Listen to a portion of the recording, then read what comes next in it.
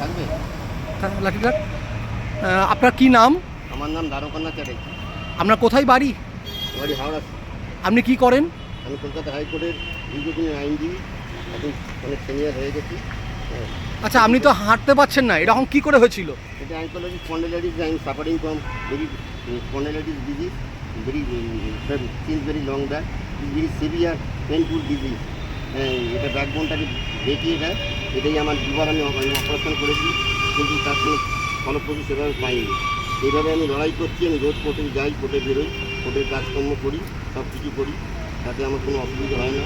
আমি নিজের ব্যথা যন্ত্রণাকেও সব কিছু উপেক্ষা করে আমি এগিয়ে যাই। মানুষের কাছে এটাই আমার বার্তা যে আপনারা সবাই নিজের কাজে মত্ত থাকুন, রোগ বিলাস কোনো কিছুকে বার্তা দেবেন না, এগিয়ে চলুন। এগিয়ে চলুন, জীবনের সামনে পথই মানুষকে পথ দেখাবে। যত আপনি সামনে এগিয়ে যাবেন, সমস্ত সমস্যা কেটে যাবে। মনের মধ্যে বিশ্বাস রাখুন, নিজের ধৈর্য শক্তিকে আরও ত্বরান্বিত করুন, যাতে মানুষের কাজে আমরা লাগতে পারেন, বিভিন্ন কাজকর্ম করতে পারেন, আর এগিয়ে যেতে পারেন। যদি মনের মধ্যে দৃঢ়তা, নিজের ইচ্ছা শক্তিকে সবসময় ভরসা করে এগিয়ে চলুন। একদম তাই, একদম তাই। একজন ভয় পাবেন না। আমি দেখেছি কত মানুষ কত কি না বলে। আমি এই বর্ধমান শহরের রথতলা মনোহর দাস বিদ্যানিকেতনের প্রধান শিক্ষক। আমার নাম বিনায়ক বন্দ্যোপাধ্যায়। আমি আমার ছাত্রদেরকে বলি এগিয়ে চলো, কিন্তু আপনাকে দেখেই আমি যদি ছাত্রদেরকে দেখাতে পারি তারা আরও উৎসাহিত হবে। কারণ আপনার এই যে শারীরিক প্রতিবন্ধকতা, আপনি দেখতে পাচ্ছেন না, মাথা পুরো নিচু করেও হাঁটছেন, এবং জীবনে যে এগিয়ে যাওয়ার স্পৃহা, এটা কিন্তু অনেকের কাছে একটা দৃষ্টান্ত হিসেবে দেখা দেবে। অনেকের কাছে আপনি উদীয়মান সূর্য হিসেবে দেখা দেবেন। It is my great privilege to me যে আপনি আমাকে জনসমাজে এভাবে তুলে ধরছেন। আমি জানি না আমি কতটা নিজেকে যোগ্য মনে করছি, তবু আপনি যখন আমাকে স্যার সুযোগ দিচ্ছেন, আমি মানুষের কাছে এটাই বলতে চাই, এগিয়ে চলুন, এগিয়ে চলুন, কাজ করুন, সমস্ত প্রতিবন্ধকতা আপনার কেটে যাবে। মনের মধ্যে নিজেকে জয় করুন, সবার মধ্যে আমি এগিয়ে যেতে পারবো। আপনি স্যার উৎসাহ দিচ্ছে, আপনি একদম অনুপ্রেরণা, জীবন্ত অনুপ্রেরণা যাকে বলে।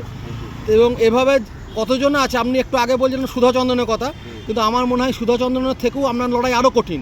কারণ সুধাচন্দ্রনের একটা পা হারা হয়েছিলেন ঠিকই, সেই অবস্থায় কাঠের পা লাগিয়েও নাচা কঠিন, মানে কৃত্রিমভাবে, কিন্তু আপনার পুরো স্পাইনাল কর্ড এমনভাবে নষ্ট হয়েছে যে আপনি হাঁটতে পারছেন না, তাও এগিয়ে নিয়ে চলেছেন এবং হাইকোর্টে যাচ্ছেন। আমি রোজ পাবলিক বাসে করে স্যার আসি, কোনো অসুবিধা আমার মানে আমার জন্য সাহায্য করে, কিন্তু আমি কখনো ভেঙে পড়ি না, কখনো নিজের দুঃখকে দুঃখ বলে এগিয়ে পড়ি না। হ্যাঁ হ্যাঁ, আমি সবসময় এগিয়ে যাই।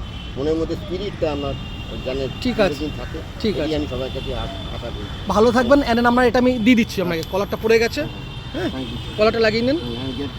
হ্যাঁ পাঠাবেন আমাকে, হ্যাঁ এটা আমাকে সাহায্য দিয়ে পাঠাবেন। হ্যাঁ হ্যাঁ হ্যাঁ, আপনাকেই পাঠিয়ে দেবো।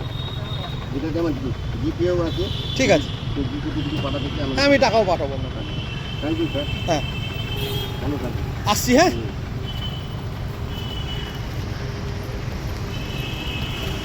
দেখুন দেখুন একজন মানুষ কীভাবে তা লড়াই করছে। আমি ইচ্ছা করলে না ব্যাগটা দিতে পারতাম, কিন্তু আমরা খালি দেখুন ব্যাগটাকে কীভাবে তুলে নিয়ে উনি আস্তে আস্তে যাচ্ছেন। অনুপ্রেরণা কাকে বলে, আপনাদের দেখুন খালি কীভাবে লড়াই করছে, তোমরা লড়াইটা দেখুন, আপনি তাহলে বুঝতে পারবেন।